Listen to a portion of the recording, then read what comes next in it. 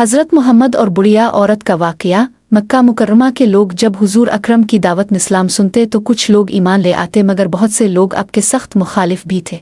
वो आपको तकलीफ़ पहुँचाने और परेशान करने के बहाने ढूंढते। उन्हीं मुखालिफिन में एक बुढ़िया औरत भी थी। वो हुजूर अकरम से सख्त बुग़्ज़ रखती थी। जब भी आप उसके घर के करीब से गुजरते तो वो आपके रास्ते में कचरा, गंदगी या गला सड़ा सामान डाल देती। ये इसकी रोज़ की आदत बन गई थी।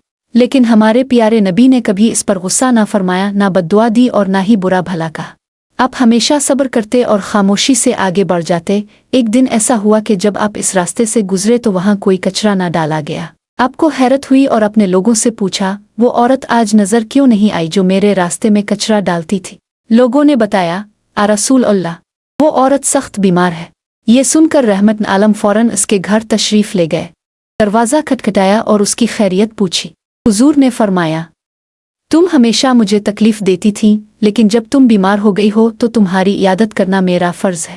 ये सुनकर वो बुढ़िया हैरान रह गई।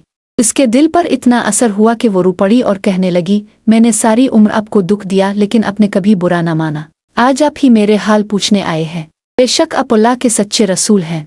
इसी वक्त इस औरत ने इस्लाम कबूल कर लिया। हमें हमेशा सब्र और अच्छे अखलाक से पेश आना चाहिए। बुराई का जवाब बुराई से नहीं बल्कि भलाई से देना चाहिए। अगर आपको ये कहानी पसंद आई हो तो इसे लाइक, शेयर और सब्सक्राइब ज़रूर करें।